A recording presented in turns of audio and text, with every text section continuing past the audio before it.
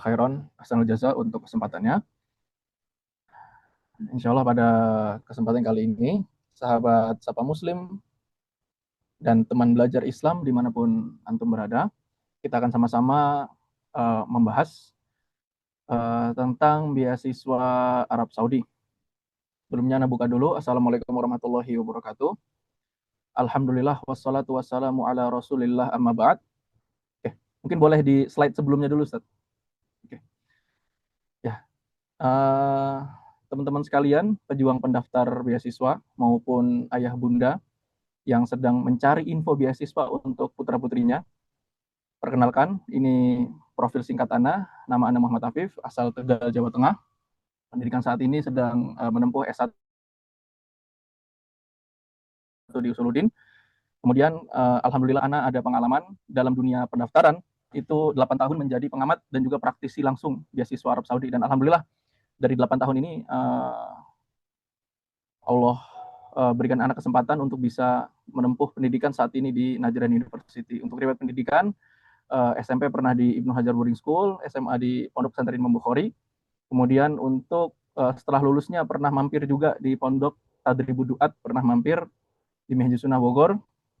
Kemudian setelah itu beranjak lagi ke STD Imam Syafi'i. Kemudian belum sempat lulus, qadarullah, alhamdulillah diterima di Arab Saudi. Kemudian Ana melanjutkan sisa pendidikan Ana yang pernah dulu Ana tempuh di STDI, Ana lanjutkan di Darul Qolam. Sehingga alhamdulillah pada 2026 ini sedang semester akhir demi menuntaskan studi yang lampau, seperti itu. Jadi kita masuk ke pembahasan.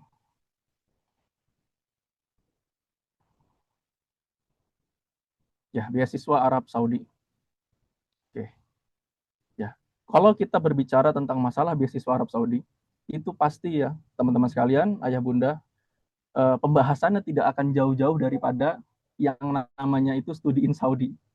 Ya, jadi kata-kata studi in Saudi ini seterusnya bagi para pemburu beasiswa itu akan menjadi sangat familiar dan selalu ditanyakan dan selalu akan terulang. Studi in Saudi atau study in Saudi atau udrus fi Saudi ya. Oke, slide selanjutnya. Ya, apa itu studi in Saudi? Jadi studi in Saudi ini adalah merupakan platform resmi satu pintu yang dikelola oleh Kementerian Pendidikan Arab Saudi. Fungsinya apa? Fungsinya berfungsi sebagai pintu masuk utama bagi pelajar internasional untuk mendaftar ke berbagai universitas negeri maupun swasta sekarang ya di seluruh wilayah kerajaan Arab Saudi. Ya. Jadi teman-teman sekalian yang dirahmati Allah Subhanahu wa taala, insya Allah untuk penjelasannya terkait masalah strategi ataupun tata cara atau tips itu akan Ana sisipkan di tengah-tengah syarah ya, tengah-tengah penjelasan sepanjang sesi Ana ini.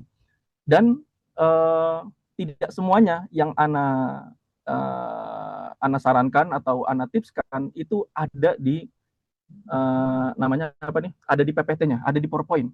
Makanya untuk teman-teman sekalian, pendengar yang dirahmati Allah Subhanahu wa taala, diharapkan untuk fokus ya, untuk fokus beberapa waktu sehingga maklumat-maklumat tertentu yang memang hanya Anda jelaskan lewat pembicaraan, bukan lewat PowerPoint, dapat tersampaikan.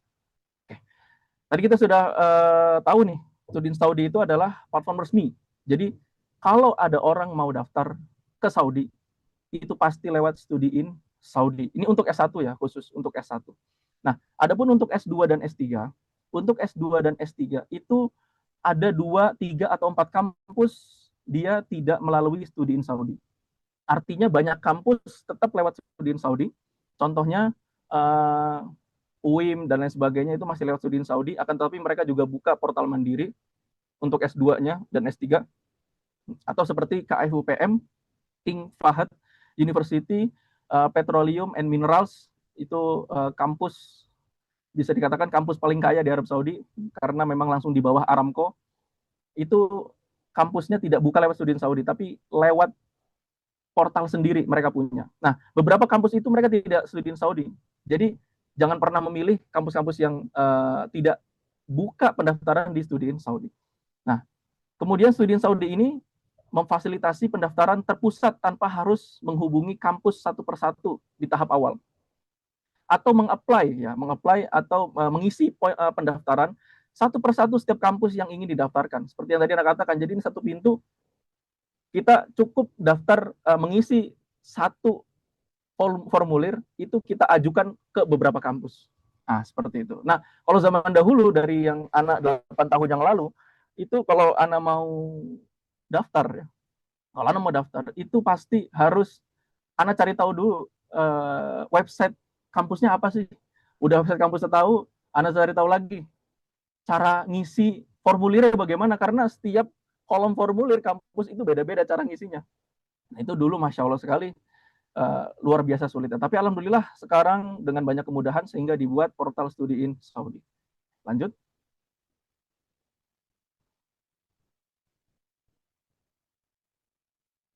Ya.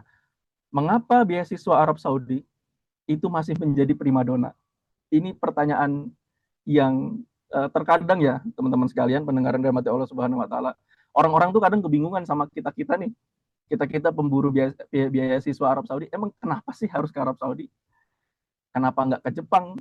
Kenapa nggak ke Malaysia? Malaysia kan juga identik dengan keagamaan ya. Melayu itu kan agamanya, keislamannya masih bagus. Atau kenapa nggak ke India? Kenapa nggak ke Korea?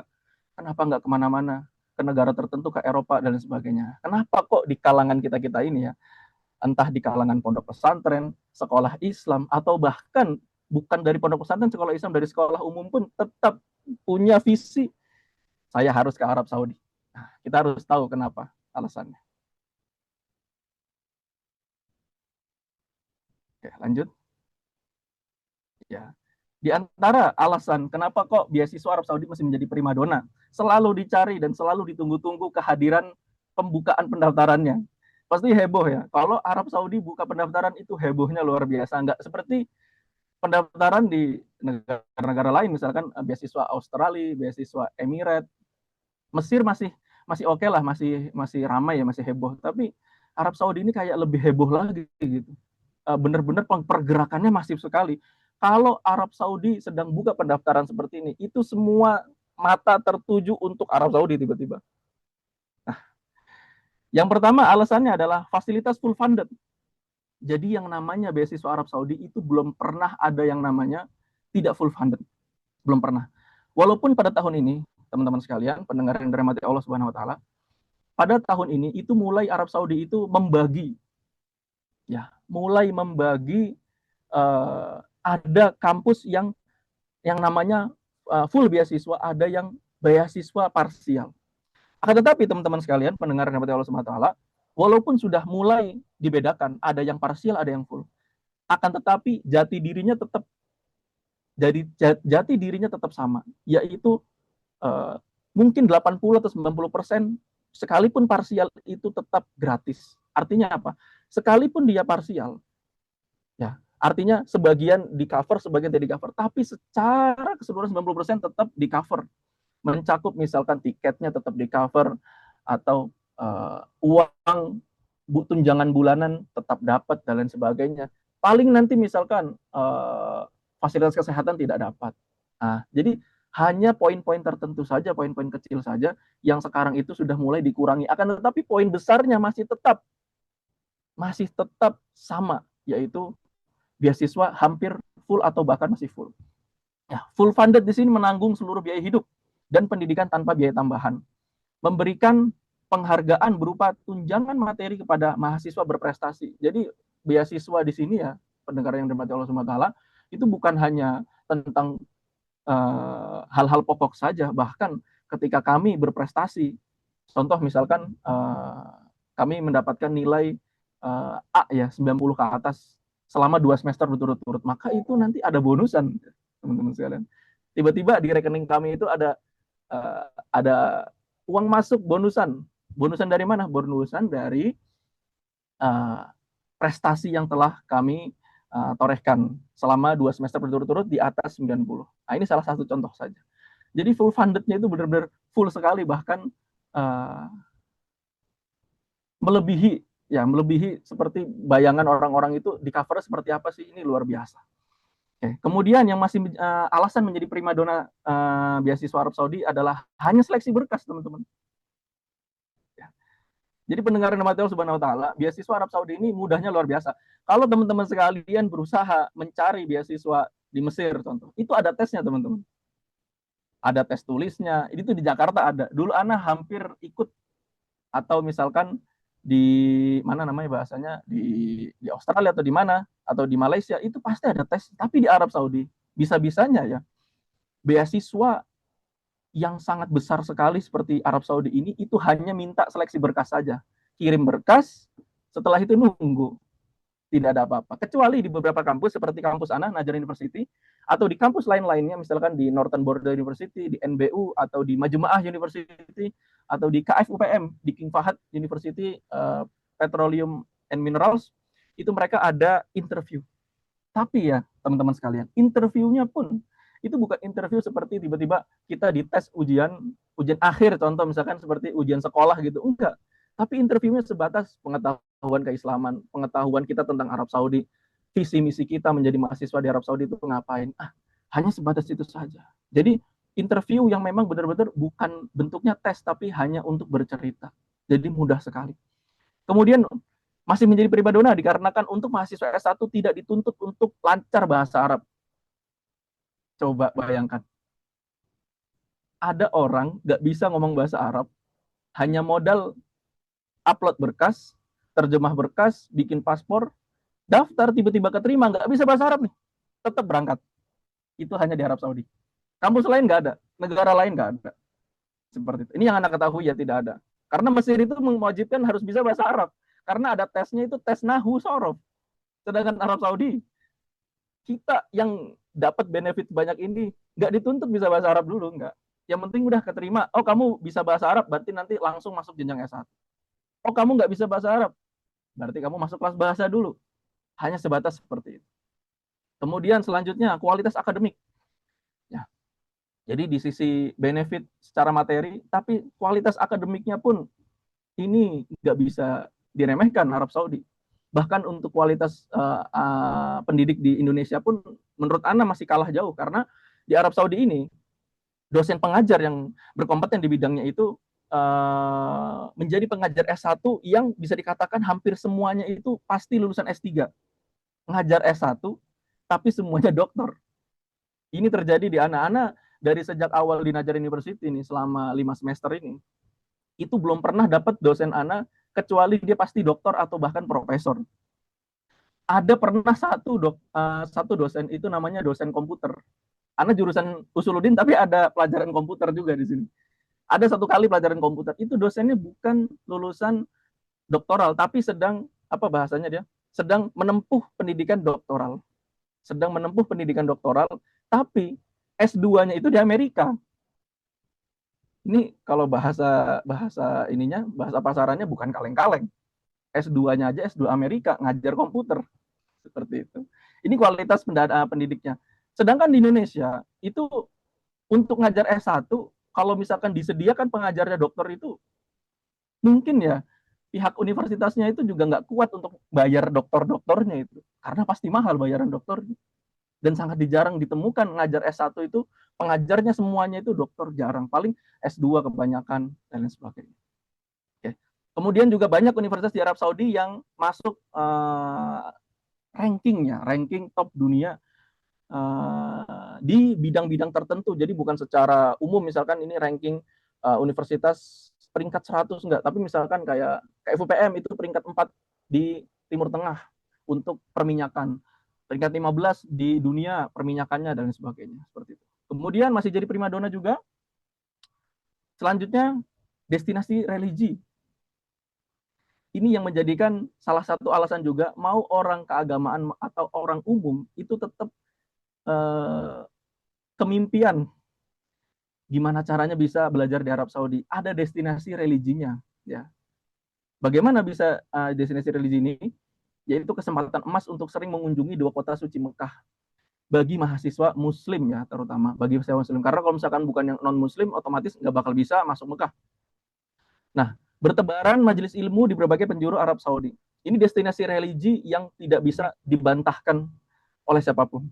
Karena dimanapun kita diterima di Arab Saudi, mau di UIM di Madinah langsung, atau di Ana di Najran, jaraknya 1000 km, Walaupun jauh nih 1000 km ya teman-teman ya, pendengar yang dirahmati Allah, jauh kan 1000 km, nggak dekat. Tapi Ana sama Antum tetap lebih dekat Ana, gitu. Ya mohon maaf ya, Afwan kalau misalkan kurang berkenan bahasa. Tapi maksudnya gini, kita dimanapun selama masih di dalam Arab Saudi itu lebih dekat daripada mereka yang tidak di Arab Saudi. Contoh Ana ketika dari Najran nih ingin umroh ya destinasi religi, umroh ke Mekah. Itu Ana cukup keluarkan uang sekitar 500.000 naik bis. Seperti pulang kampung. Maka itu kenikmatan luar biasa di antara kenikmatan luar biasa yang menjadikan masih menjadi primadona beasiswa Arab Saudi. Oke, kemudian selanjutnya bagi calon mahasiswi saat ini Arab Saudi sudah tidak mensyaratkan adanya mahram. Nah, ketika dahulu masih mensyaratkan harus ada mahram, mahram itu pendamping, itu beasiswa Arab Saudi untuk yang akhwat sepi sekali peminatnya. Sekarang udah nggak ada. Wah, berarti siapapun bisa mendaftar dan siapapun bisa berangkat. Dan ini sudah banyak terjadi, bahkan di Najran University, untuk mahasiswinya sudah ada 4, 3 diantaranya lajang. Hanya 1 saja yang sudah menikah. Bahkan 5 tadinya, 5. Jadi 5 yang sudah ada mahasiswi di sini, 3 lajang, 2 menikah. Yang 1 yang menikah ini yang 2, 1 berangkat, yang 1 nggak jadi berangkat. Karena qadarullah ketika sudah diterima dan ingin berangkat, tidak diizinkan oleh suaminya. Seperti itu. Oke, selanjutnya. Oke. Tetap eksis sampai hari ini. Ya, ini hanya ilustrasi saja. Hanya ilustrasi saja. Oke. Visi Saudi 2030. Ya, program beasiswa ini merupakan bagian dari upaya kerajaan Arab Saudi untuk meningkatkan internasionalisasi pendidikan dan pertukaran budaya. Kemudian modernisasi fasilitas investasi besar-besaran dalam riset, laboratorium, dan perpustakaan digital. Bayangkan, presiden kita saja, Pak Prabowo, itu investasi besar-besaran di pendidikan. Nah, Arab Saudi juga nggak pengen ketinggalan. Arab Saudi juga sama, investasi besar-besaran dalam dunia pendidikan. Ya, bahkan ada salah satu akun Instagram itu bercerita, dia sedang di KFUPM. Dia bercerita gini, dia nanya, suatu hari dia pernah nanya ke bagian penerimaan. Ya, kurang lebih bahasanya gini, Pak Ustadz gitu kan, ini kira-kira kalau ada orang Indonesia yang pengen kuliah di Arab Saudi, itu bisa nggak sih lewat jalur mandiri? Dia orang mampu, bisa bayar sendiri, bisa nggak sih nggak perlu beasiswa deh, yang penting berangkat. Apa jawabannya? Jawabannya, kami nggak perlu uang kalian. Jawabannya gitu. Yang diperlukan adalah investasi hasil dari pendidikannya, itu yang diperlukan. Mereka nggak perlu uang kita, mereka perlunya investasi besar-besaran dalam riset, laboratorium, dan lain-lain sebagainya. Intinya dalam dunia pendidikan. Bahkan untuk saat ini Arab Saudi itu sudah mulai mencondongkan mereka itu mulai getol sekali. Gimana caranya keilmuan umumnya itu juga menonjol. Makanya nanti di pembahasan setelahnya nanti ada penjelasannya. Sekarang itu malah lebih banyaknya jurusan umum yang dicari daripada jurusan keagamaan. Ya inilah bentuk, maksudnya di antara bentuk keseriusan Arab Saudi dalam memberikan beasiswa itu bukan untuk tujuan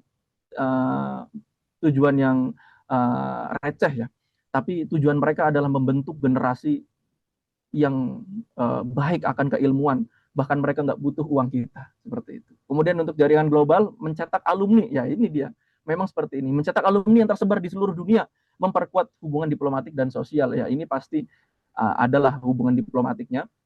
Kemudian untuk jaringan globalnya memang Arab Saudi juga ini nggak main-main ya, karena bahkan di Indonesia pun cabang dari kampus Arab Saudi pun ada, LIPIA itu kan, LIPIA Jakarta, LIPIA Surabaya, LIPIA Medan, ya itulah adalah bentuk keseriusan Arab Saudi betul-betul ingin menyebarkan, ya mencetak alumni-alumni yang berkompeten di seluruh dunia. Seperti itu. Selanjutnya, oke, kelebihan dan kekurangan beasiswa Arab Saudi. Oke. Pasti ya ikhwan ya, pendengar yang dirahmati Allah, dimanapun dan siapapun itu pasti ada kekurangan dan kelebihan, dan ini wajar sekali. Di antara kelebihan beasiswa Arab Saudi itu ada tiket pulang pergi setiap tahun ke negara asal, dimanapun kita tinggal itu pasti diongkosin, dibeliin tiketnya. Kemudian uang saku bulanan mukafaah, namanya mukafaah bahasa Arabnya, uang saku bulanan yang mencukupi kebutuhan mahasiswa, bahkan untuk mereka yang sudah berkeluarga pun masih cukup tapi tetap uh, dengan kesederhanaan seperti itu.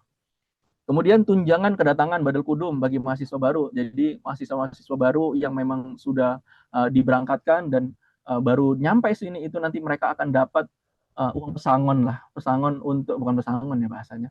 Ya, uang selamat datang untuk kebutuhan-kebutuhan awal seperti itu. Kemudian fasilitas tempat tinggal seperti apartemen, ya kan?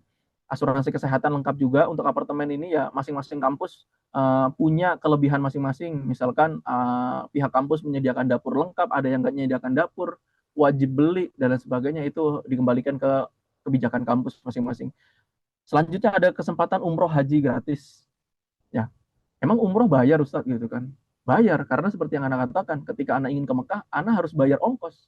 Nah, ongkos apa umroh gratis itu artinya umrohnya itu datang dari kampus. Jadi kampus menyediakan bis, kita iring-iringan bersama-sama 5 bis, 4 bis itu berangkat bareng-bareng ke Mekah. Itu sering banget kalau dari Najran seperti itu.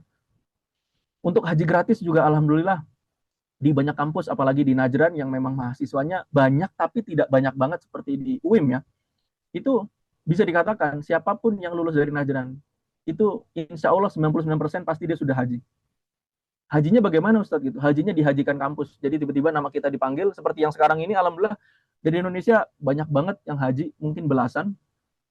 Itu mereka dipanggil kemarin sama bagian kampus untuk mengisi data-data mau dihajikan seperti itu. Kemudian kelebihan beasiswa Arab Saudi di sini ada membuka peluang untuk berguru langsung pada masyaikh yang kompeten di bidangnya. Ya kan kita tahu sendiri misalkan dari Indonesia, enak banget ya di apa kalau di Arab Saudi banyak halakoh mutun, halakoh bedah kitab. Nah, inilah ketika orang diterima di Arab Saudi, mereka bisa langsung bukan secara online lagi tapi langsung hadir di majelisnya untuk berguru langsung pada masyayikh. Kemudian setelahnya ada perhatian penuh terhadap mahasiswa demi peningkatan kualitas akademik mahasiswa. Nah, ini dia. Jadi beasiswa yang Arab Saudi berikan kepada mahasiswanya itu nggak nanggung-nanggung, nggak setengah-setengah kayak ya sudahlah yang penting mereka kuliah, enggak. Tapi bahkan ketika kita kenapa-napa, itu mereka tuh ngurusin semuanya. Mereka itu mikirin, ini gimana caranya biar mahasiswa tuh betah, gimana caranya biar mahasiswa tuh nggak terganggu, gimana caranya mahasiswa itu walaupun jauh dari Mekah Madinah, tapi mereka tetap bisa ada buat ibadah, kita ongkosin lah, dikasih gratis lah dan sebagainya. Seperti itu. Kemudian kelebihan beasiswanya lagi ada tunjangan riset yang cukup besar bagi jurusan umum. Nah, kenapa kok di sini jurusan umum, Ustadz? Karena kalau untuk jurusan keagamaan, risetnya itu tidak yang dibiayai betul-betul seperti mereka-mereka yang jurusan umum. Anda kurang tahu ada uang riset atau tidak, tapi Anda belum pernah dengar ada uang risetnya untuk yang jurusan keagamaan. Tapi untuk yang jurusan umum, bahkan tunjangan risetnya itu bisa mencapai 2 digit dari uang Indonesia rupiah. Uang rupiah Indonesia itu 2 digit uang tunjangan risetnya saja. Jadi luar biasa sekali untuk kelebihan beasiswa Arab Saudi. Selanjutnya, kekurangan dan tantangan beasiswa Arab Saudi. Kekurangannya ya teman-teman sekalian, pendengar yang dirahmati Allah Subhanahu Wa Taala, dan ini kekurangan yang memang kita nggak bisa umpetin juga ya. Dan semuanya juga pasti merasakan proses seleksi yang panjang sekali, membutuhkan kesabaran ekstra dari tahap pendaftaran hingga keberangkatan. Syukur-syukur berangkat. Nah, yang nggak berangkat-berangkat ini, qadarullah, itu dia yang nyesek sekali. Tapi ya itulah bentuk kekurangan dari beasiswa Arab Saudi. Yang katanya misalkan, kenapa kok kalau ditolak nggak diumumin sih ditolak, jadi biar kita nggak ngarep banget misalkan. Ya itulah bentuk kekurangan dari beasiswa Arab Saudi. Dan itulah yang sampai sekarang sistemnya Ana sendiri pun bingung. Kenapa kok untuk penolakan itu nggak dikirim aja email penolakannya kan gitu. Karena kalau ketika kita sudah tahu ditolak, kita kan nggak berharap. Ya, seperti beda dengan, aduh kita ditolak apa diterima sih, itu tiap hari rasanya kepikiran mulu. Nah itulah bentuk kekurangan dari beasiswa Arab Saudi dari pendaftarannya. Oke. Kemudian adaptasi budaya dan iklim, cuaca yang ekstrim di beberapa wilayah dan aturan sosial yang spesifik, ya inilah biasa ya. Ada pepatah kan di mana bumi dipijak, di sana langit dijunjung. Itu luar biasa berat sekali ya kita beradaptasi dengan adat yang di sini itu luar biasa, apalagi mau adat-adat nyupir mobil di jalan dan lain sebagainya itu lumayan menguras hati ya, menguras kesabaran seperti itu. Oke, kemudian ada juga kekurangannya di sini, tantangannya keterbatasan kuota, persaingan ketat dari pendaftar sesama Indonesia maupun dari seluruh dunia. Nah, jadi gini teman-teman sekalian, ini faedah ini nggak Anda cantumkan di slide ya, karena memang nggak mungkin semuanya Anda cantumkan. Untuk keterbatasan kuota ini, emang sebenarnya berapa sih Pak Ustadz gitu kan? Misalkan nanya, Pak Ustadz emang sebenarnya berapa sih yang diterima gitu kan, keseluruhan orang Indonesia setiap tahun. Jadi gini, 2024 itu ketua Bapak Adikbud Riyad, Ana lupa namanya qadarullah, waktu itu Ana satu sesi webinar sama beliau menjelaskan, itu beliau adalah atas kebudayaan pendidikan Indonesia di Arab Saudi. Jadi kayak Kementerian Pendidikannya tapi di Arab Saudi gitu, dari Indonesia, delegasi dari Indonesia. Beliau menjelaskan, ini 2024 ya, mungkin 2026 datanya berbeda, tapi ini sebagai gambaran saja. Untuk 2024 itu, total mahasiswa yang diterima di Arab Saudi itu hanya 500 orang. Betul Pak Badru. Ya, betul Ustadz Haris. Pak Badru Soleh, kalau nggak salah. Pak Badru Soleh. Jadi, hanya 500 saja. Hanya 500 orang, dan 500 itu dibagi ke 3 jenjang. S1, S2, S3. Dari 500 kuota itu dibagi ke tiga jenjang, dan dari 500 orang itu, 200 itu biasanya sudah di-booking sama UIM. 200 itu sudah di-booking sama UIM untuk S1 UIM 200 ya, dulu in 2024. Jadi tinggal sisa 300 kuota yang dibagi-bagi, dipencar-pencar ke setiap kampus atau ke jenjang yang lainnya. S2-nya belum loh itu UIM. UIM itu baru S1-nya 200. S2-nya berapa puluh, berapa ratus. Jadi UIM itu mungkin sudah 300 sendiri ini waktu itu ya. Nah, 200 atau 100 sisa kuota itu baru dibagi-bagi. Nah, makanya kenapa kok susah banget sih Pak Ustadz gitu. Ana udah nyoba 4 kali, 5 kali pendaftaran, nggak pernah tembus-tembus qadarullah. Ya, karena yang daftar itu, kata Pak Badru Soleh, yang daftar itu 10.000 waktu itu. Yang daftar 10.000, yang keterima cuma 500. 500 pun dibagi ke berbagai kampus, dipencar-pencar ke 20-an kampus. Makanya peluang beasiswanya itu sangat kecil sekali ya untuk bersaing dengan orang 10.000 sebanyak itu. Dan teman-teman sekalian, dari Allah Subhanahu wa taala, antum bayangkan ya, 10.000 itu teman-teman, tahun depan nambah lagi. Karena gini, contoh kita ambil tahun ini 10.000 orang daftar, contoh ya, 10.000 orang daftar. Itu tahun depan, yang 10.000 ini, itu paling 7.000 orang masih daftar lagi tahun depan. Nah, sedangkan tahun depan itu, lulusan-lulusan baru pada daftar juga. Akhirnya 10.000 itu mungkin tahun depan bisa jadi 12.000, 13.000, dan setiap tahun pasti akan terus melonjak naik. Dan ini sudah anak amati juga, untuk tahun ini itu lebih parah lagi, memang melonjak naiknya itu, ketertarikan orang-orang untuk melanjutkan beasiswa di Arab Saudi itu makin naik signifikan. Lebih ramai daripada zaman anak terakhir 2024 berangkat itu, jauh lebih ramai sekarang, makanya persaingannya lebih sulit lagi. Seperti itu. Selanjutnya,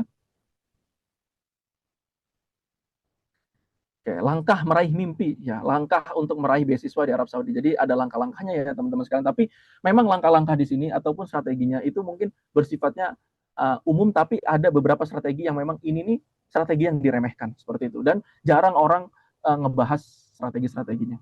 Oke, lanjut. Oke, pendaftaran dan timeline penting. Jadi ketika berbicara tentang strategi, maka pertama kali yang kita harus ketahui adalah waktu pendaftarannya. Waktu pendaftarannya. Oke. Sebelum ke waktu pendaftaran, kita harus tahu dulu pendaftaran itu hanya dilakukan di studiinsaudi.sa. Ini websitenya. studiinsaudi.sa. Untuk S1 ya, untuk S2 nanti bisa tanya ke PPMI pusat ya, PPMI Arab Saudi atau PPMI cabang, misalkan PPMI Najran, PPMI Madinah, atau PPMI kampus terkait, apakah kampus tersebut membukanya lewat Sudin Saudi atau lewat website kampus secara langsung. Dan itu harus ditanyakan, nggak nebak-nebak, harus ditanyakan. Untuk S2, S3 ya. Oke. Kemudian periode pendaftaran aktif. Untuk saat ini pendaftarannya itu dari 19 April sampai 21 Mei. Tinggal 6 hari lagi. Pastikan melakukan submit sebelum batas waktu berakhir untuk menghindari gangguan teknis pada server portal. Jadi teman-teman sekalian, kiat-kiat sukses dalam mendaftar di Arab Saudi itu, jangan pernah mendaftar di akhir-akhir. Jangan pernah mendaftar di akhir-akhir. Dan ini sudah Ana pernah alami sendiri ketika Ana membantu pendaftaran seorang pendaftar. Itu Masya Allah sekali, 5 jam itu Ana coba submit, Ana coba masuk ke dalam websitenya itu selalu terpental keluar, nggak bisa loading.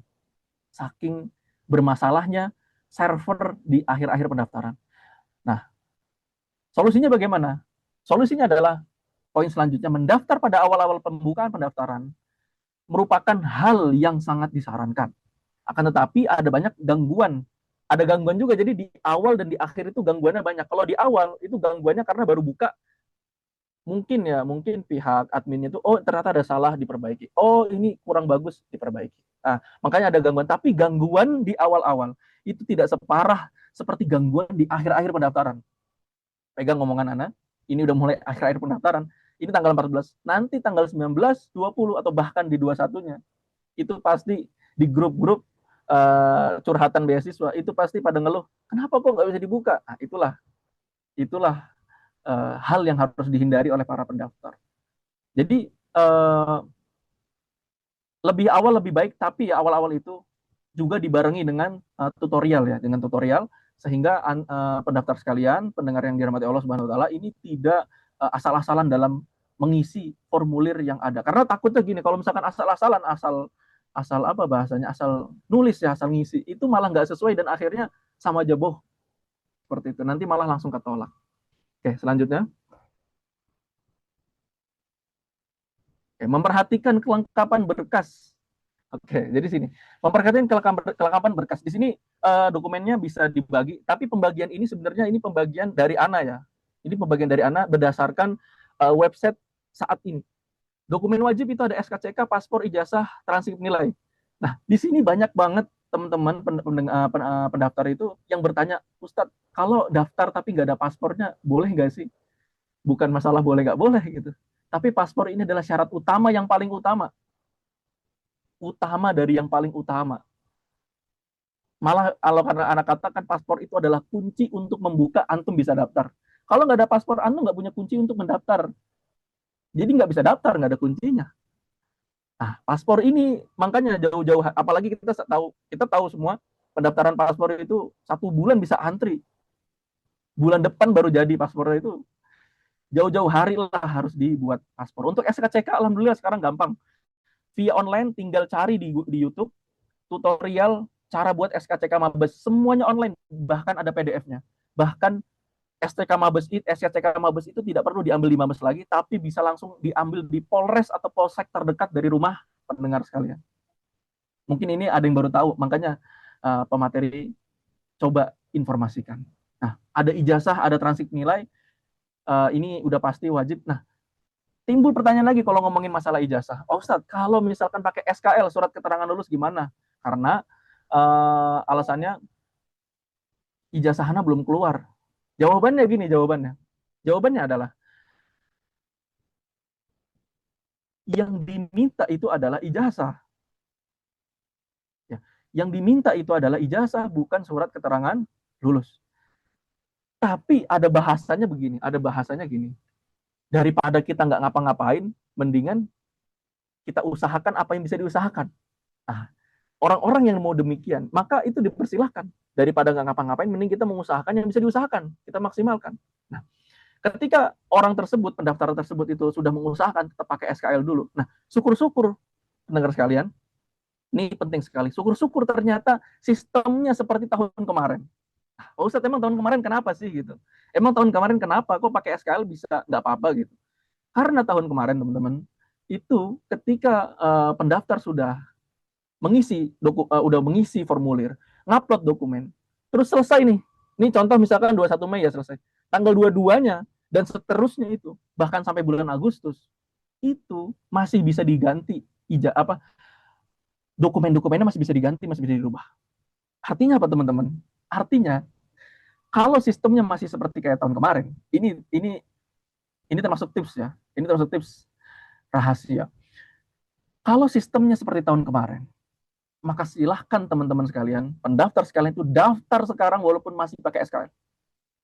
Nah, Kalau ternyata tidak seperti tahun kemarin, maka jangan pernah daftar karena sama aja bohong. Percuma. Nah, timbul pertanyaan lagi. Emang cara tahunya bagaimana Pak Ustadz? Yang sekarang itu seperti tahun kemarin. Nah, itulah yang menjadi kendala dari kita, siapapun, influencer manapun, pemateri manapun, itu nggak bakal tahu apakah sistem pendaftaran sekarang itu sama seperti pendaftaran tahun-tahun sebelumnya. Karena ya Arab Saudi seperti ini. Sistem itu selalu berubah setiap waktu, setiap saat. Nggak bisa dipastikan. Nah, jadi solusinya bagaimana Pak Ustadz gitu kan? Sedangkan anak ingin memaksimalkan. Solusinya adalah antum harus ikhlas. Kok ikhlas gitu? Iya harus ikhlas.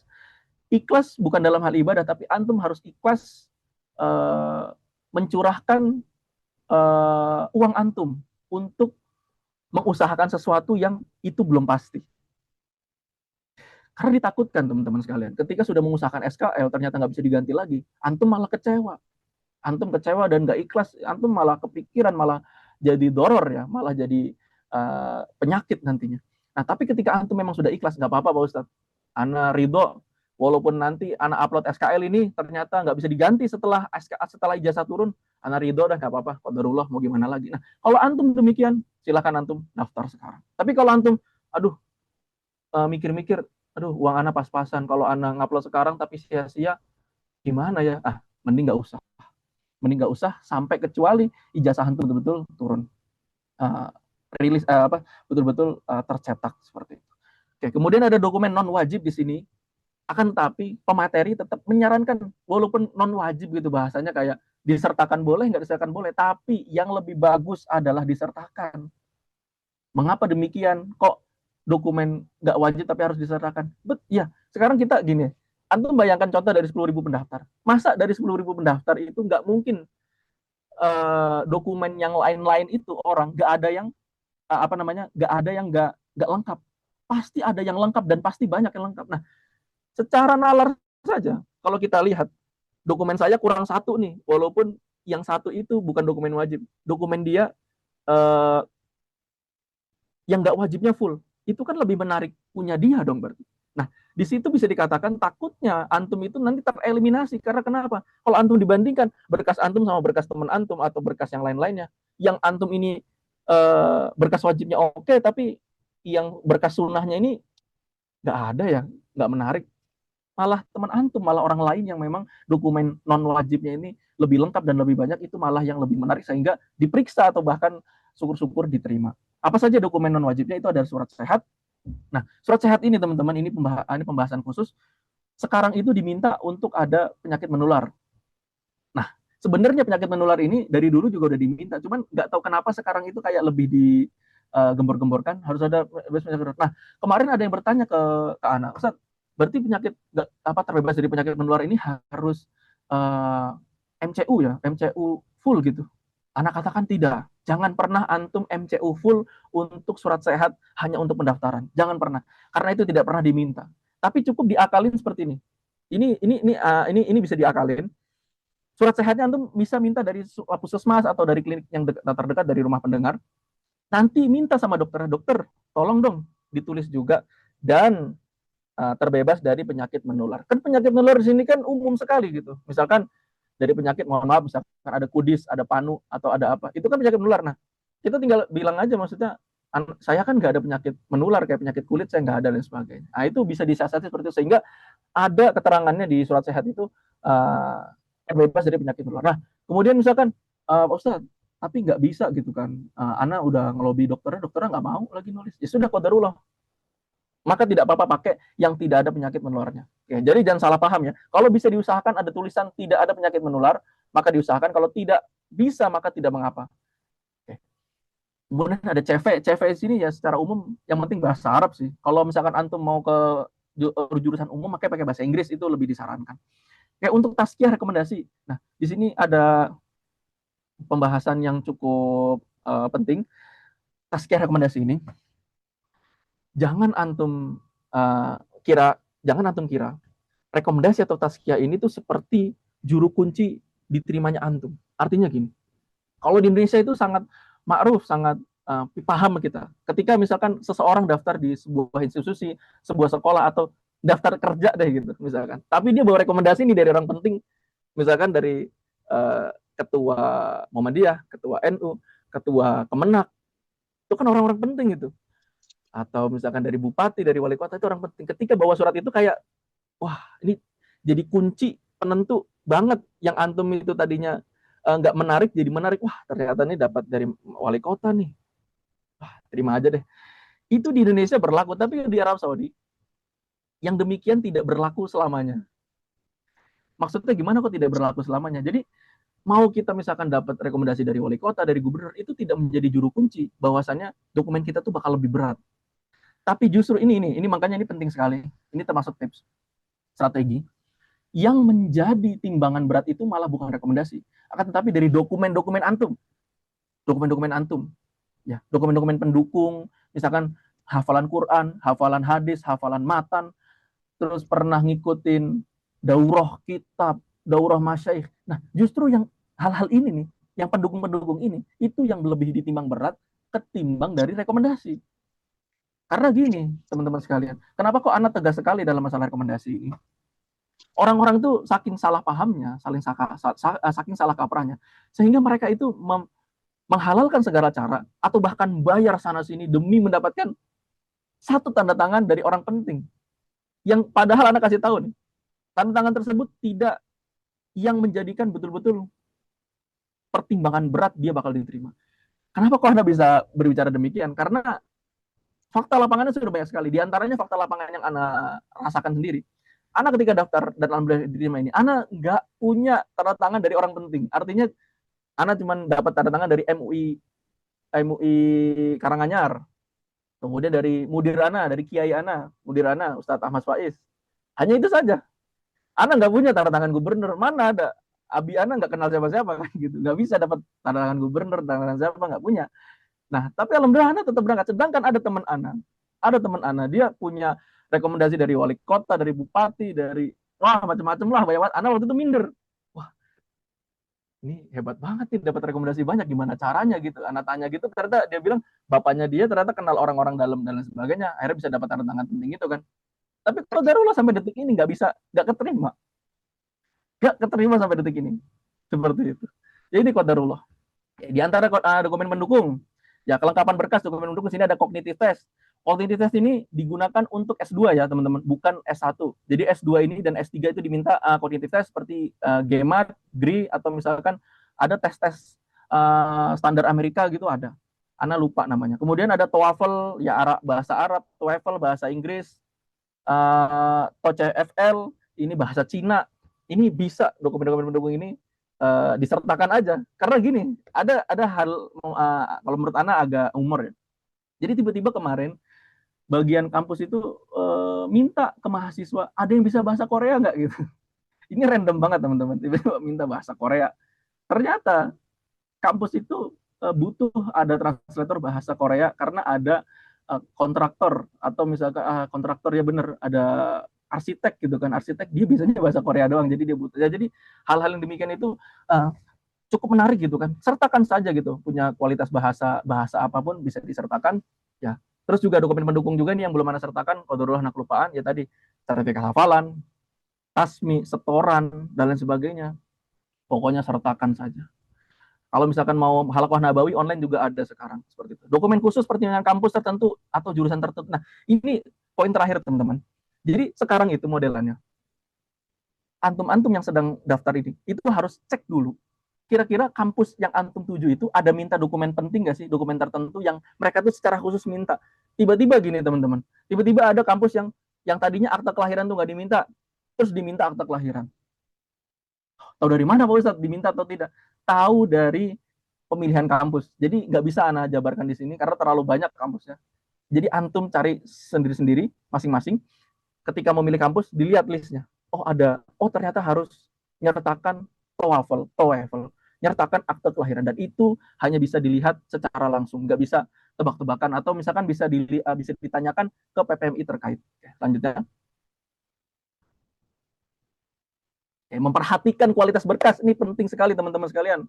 Demi Allah ini penting daripada yang penting. Pertama, kerapihan. Pastikan hasil scan bersih, tidak terpotong, tulisan terbaca agar jelas, mudah dibaca. Gampangannya gini teman-teman sekalian, pendengar yang dirahmati Allah Subhanahu wa taala. Kalau kita aja nih yang punya dokumennya ketika baca dokumen kita baca nih, kita baca, nggak jelas ya.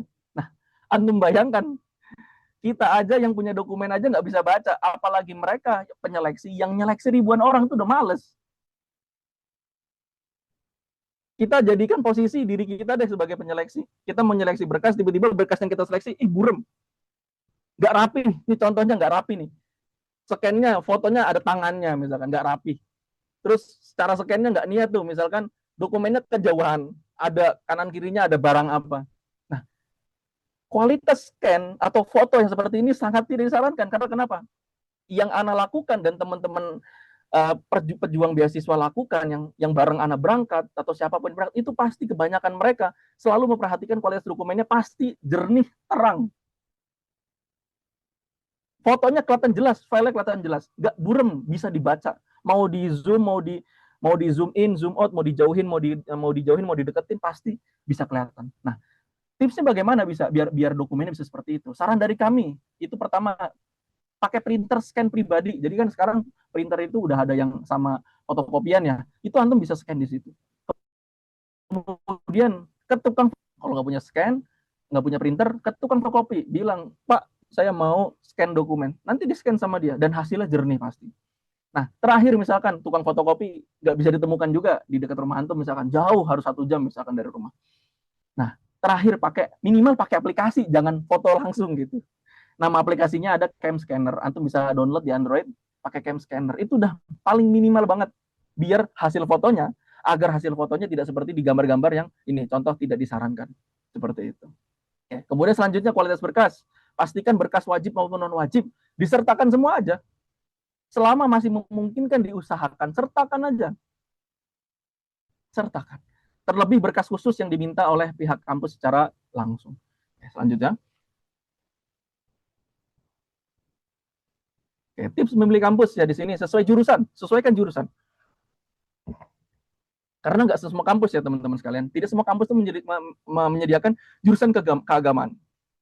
Bahkan beberapa kampus itu hanya fokus di jurusan ilmu umum, gak. Dan ini perlu antum cari tahu lebih lengkap. Contoh seperti King Saud sekarang. King Saud itu sudah mengatakan secara resmi bahwasannya mereka menutup jurusan keagamaan dan lain sebagainya, hanya tinggal jurusan umum. Nah, ketika pihak kampus sudah mengumumkan secara ofisial di Twitternya seperti itu, tapi antum masih milih jurusan keagamaan walaupun masih ada listnya, maka antum pasti ketolak. Pasti ketolak. Dan jangan sampai sia-sia gara-gara antum nggak tahu beritanya, malah antum itu jadi sia-sia pendaftaran pada tahun tersebut. Kemudian tipsnya lagi, pastikan kampus pilihan memang sedang buka beasiswanya, pendaftarannya. Karena setiap tahun itu teman-teman, nggak semua kampus itu tiba-tiba pasti buka, enggak. Karena ada kampus yang full mahasiswanya, belum ada yang lulus, sehingga nggak bakal nerima lagi. Ada kampus yang memang sudah banyak mahasiswanya tapi tetap bakal nerima, seperti UIM gitu kan, walaupun sudah banyak tapi tetap pasti bakal nerima. Dan lain sebagainya. Nah, bagaimana cara tahunya? Di sini kita bisa mencari di yang pertama, akun Twitternya. Akun Twitter, akun X. Jadi kampus itu lebih aktif di X, di Twitter daripada Instagram, Facebook dan sebagainya. Di YouTube itu mereka nggak aktif, tapi di Twitter dan X itu mereka aktif. Kegiatan apapun, mau acara, mau lomba, mau apa, mau bahkan berita penting, berita resmi, itu semuanya di Twitter, di X. Cari. Gimana cara carinya Pak Ustadz? Coba cari random aja, nulis sama kampusnya, misalkan Taibah University, cari aja Taibah University. Najjar University, Najjar University. King Saud University, cari. Nah, seperti itu. Kemudian yang kedua, tanya langsung ke PPMI Arab Saudi. Jadi cara tahu lagi buka gak sih? Tanya langsung PPMI Arab Saudi atau PPMI yang terkait.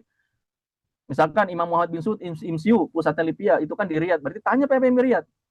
Ustaz, ini IMSIU buka gak sih gitu tahun ini dan sebagainya.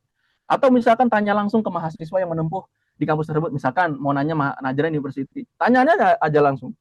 Ustaz, tapi emang buka nggak sih Najran tahun ini? Atau misalkan mau ke Qasim University, tanya Ustaz Haris Lutfi. Ustaz Haris Lutfi, buka nggak sih misalkan tahun ini Qasim seperti itu. Nah, kemudian tips memilih kampus untuk mendaftar akhwat. Pastikan kampus yang dituju itu betul-betul memang menerima mahasiswi.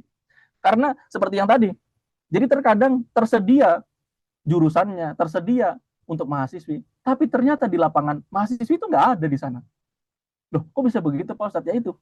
Jadi yang ada di website itu nggak bisa 100% dipercaya dan harus ditabayunkan, harus dicari tahu yang benar tuh yang mana gitu. Bener nerima nggak mahasiswi? Karena contoh misalkan di NBU kemarin, di NBU ya Northern Border University, itu di website itu ada akhwat gitu pilihannya. Tapi ternyata setelah kita cross check, emang akhwat ada di sana? Enggak.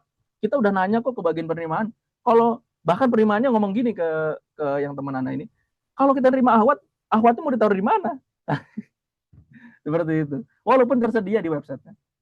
Kemudian tips memilih kampus, nilai bukan segalanya. Nilai bukan segalanya. Nah, akan tetapi nilai yang tinggi tentunya memberikan poin tambahan bagi mendaftar. Maksudnya apa sih Pak Ustadz? Kok nilai bukan segalanya? Ini sudah berkali-kali Anda selalu terangkan, selalu Anda jelaskan. Teman-teman sekalian pendengar, antum semua harus tahu nilai Anda hanya 80 SMA itu. 80,00. Masuk akal gak? Yang nilainya lebih dari Anda tuh banyak atau sedikit? Pasti banyak. Masuk akal pasti banyak. Nah, dan lebih masuk akalnya lagi, yang nilainya lebih tinggi itu harusnya lebih berhak daripada Anda. Tapi kenapa kok? Padahal gini, yang nilai 81 itu, bahkan 81 aja ya, itu lebih berhak loh daripada Ana, nilai 80. Tapi kok malah Ana yang nilai 80 ini malah diterima. Nah, itulah kenapa Ana katakan nilai bukan segalanya. Bahkan Ana mengalahkan orang-orang yang nilai 90. Karena Ana yakin pasti yang daftar 90 nilainya banyak. Nah, berarti bagaimana Pak Ustadz kalau nilai bukan segalanya, berarti apa sih kualifikasinya? Ya itulah kualifikasinya tadi, dokumen pendukung ya teman-teman. Ini perhatikan baik-baik. Dokumen pendukung itu luar biasa pentingnya. Lebih daripada rekomendasi, lebih daripada nilai. Nah, tapi memang teman-teman sekalian, beberapa kampus itu memang ada mensandarkan nilai ke kampusnya. Ya tadi, cara cross check-nya. Pertama, ke akun kampus langsung. Atau tanya ke PPMI. Atau tanya ke mahasiswa. Nanya mahasiswa misalkan, Ustaz, nih contoh nih, jangan langsung percaya. Ini kan tips memilih kampus. Di sini ada poin nomor terakhir. Jangan langsung percaya. Ada kabar misalkan kampus saja university, ini ada tulisannya, itu katanya harus 85 loh nilainya. Nah, itu kita harus cross check dulu. Misalkan cross check Ana, tetapi memang benar ya, Najran itu 85. Nah, di situ kita pasti klarifikasi. Sebagai kita mahasiswa Najran yang paling tahu tentang masalah Najran, kita pasti mengatakan, oh enggak kok, antum kata siapa 85? Kata orang-orang. Nah, kata orang-orang sama kata kita, ya insya Allah harusnya lebih valid kata kita, karena kita kan yang ada di Najrannya. Kita katakan, gak ada Najran itu. Seperti itu.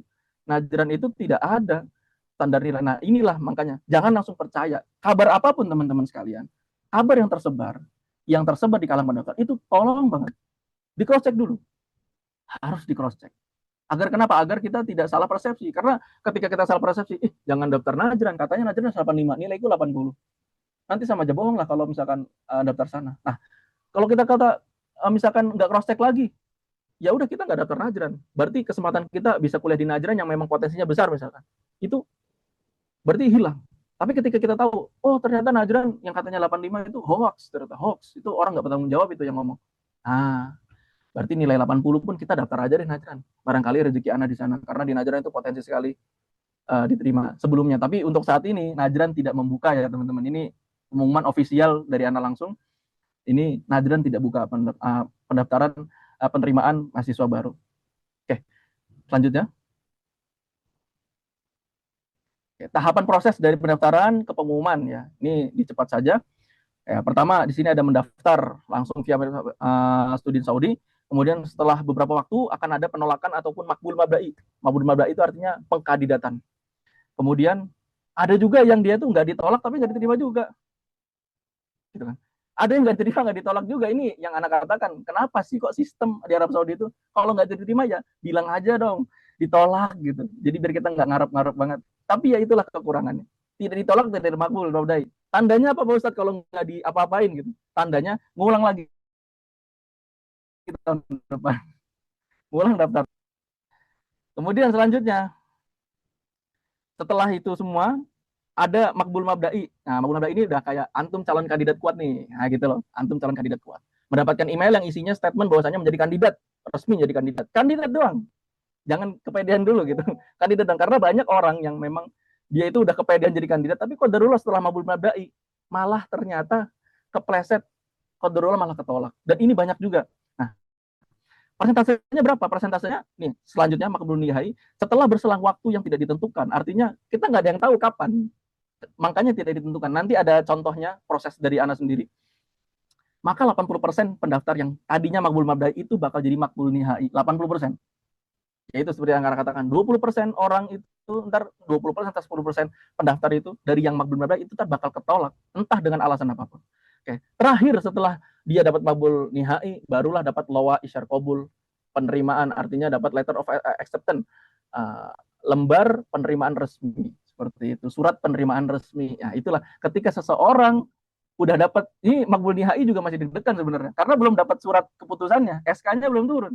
Tapi ketika makbul nihai, kemudian setelah itu SK-nya turun, surat keputusan penerimaannya turun, tandanya pendaftar tersebut sudah resmi menjadi mahasiswa di kampus terkait, seperti itu. Dan dilanjutkan setelah itu mengurus visa, tiket, dan sebagainya dengan kepengurusan masing-masing. Setelahnya,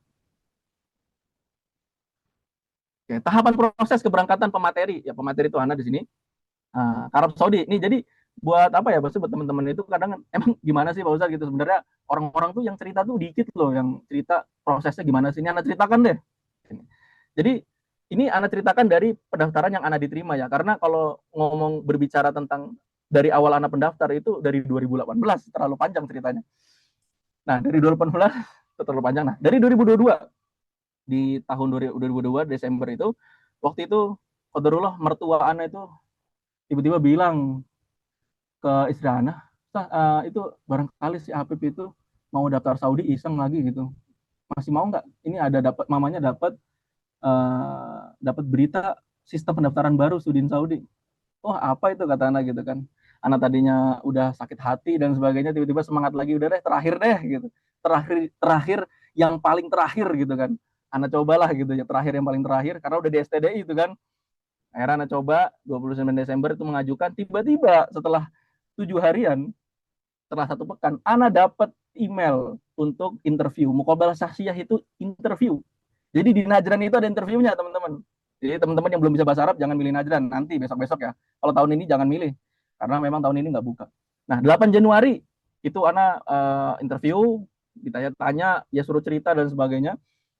Ya setelah proses itu semua, Maret 2023, Ana makbul mabda'i. Alhamdulillah makbul mabda'i. Setelah itu 8 November, tiba-tiba, alhamdulillah juga, tiba-tiba banget itu semua di luar nalar makhluknya ya, manusia itu saking memang nggak masuk akalnya, tiba-tiba 8 November secepat itu dapat isyar kabul, atau misalkan dan kaleng visa, artinya Ana dapat penerimaan resmi. Dan setelah itu Ana proses semuanya sehingga berangkat, sehingga tanggal 10 Januari alhamdulillah Ana sudah sampai di Najran University. Nah, poin nomor terakhir di sini, tahapan proses pendaftaran tidak selalu sama. Maksudnya bagaimana? Yaitu ada yang prosesnya itu kayak Ana misalkan ditolak bertahun-tahun ditolak, tapi tiba-tiba setelah sekalinya makbul mabda'i, prosesnya nggak nyampe setahun. Ini kan Ana nggak nyampe setahun ini, cepet langsung berangkat. Ada yang teman-teman gini, ada teman-teman yang ada teman Ana bahkan nih sampai lulus LIPIA. Beliau di LIPIA itu selama 4 tahun sampai lulus, statusnya masih makbul mabda'i, nggak berangkat ke UIM. Nggak berangkat ke UIM, padahal udah makbul mabda'i, statusnya murosyah nama bahasanya. Murosyah selama 4 tahun murosyah tapi nggak berangkat itu ada. Ini qadarullah banget. Sampai pada akhirnya dia malah ketolak. Jadi setelah murosyah 3 tahun 4 tahun itu malah ketolak. Itu ada seperti itu. Selanjutnya. Di sini ada penutup dari Ana. Lanjut. Penutup dari pemateri. Yang pertama, Arab Saudi memang merupakan impian terbesar bagi siapapun yang memang punya tujuan besar ya dalam hal keagamaan maupun hal dunia itu juga.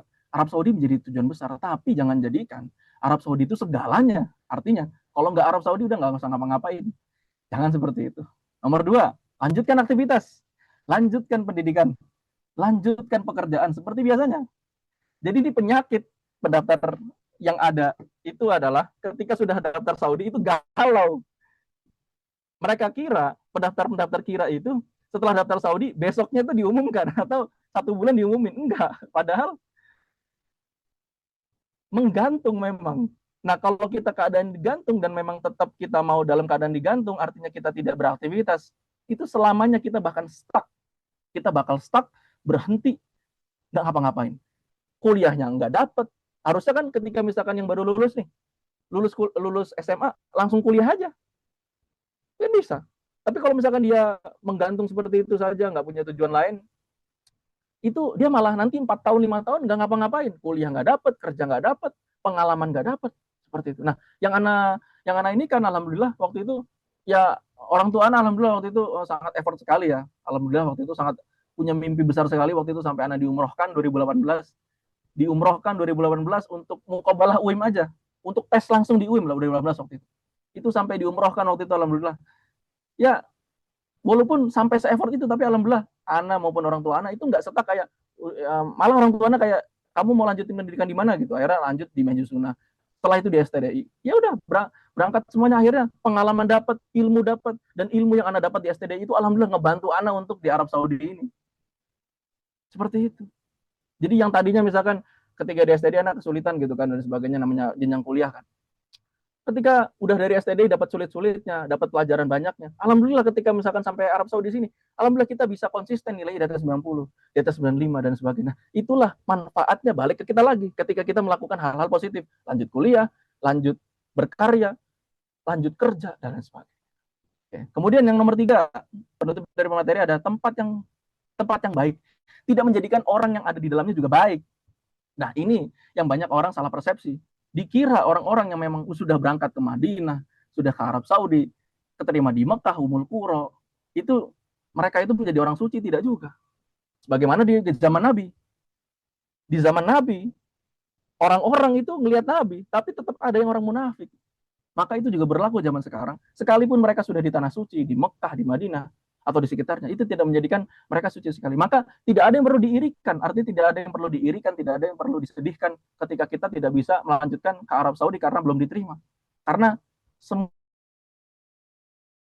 semuanya itu kembali ke diri kita. Kalau diri ingin baik, maka itu timbul dari diri kita dulu, barulah tempat itu menjadi support kita menjadi lebih baik. Nomor 4, banyak berdoa dan tawakal kepada Allah karena hanya Allah yang dapat memberikan manfaat dan kebaikan. Dan ini yang Ana terus-terusan lakukan, ya, teman-teman sekalian. Ini rahasia dari Ana yang paling rahasia di selain dari doa orang tua Ana, usaha orang tua Ana, kemudian juga usaha Ana sendiri.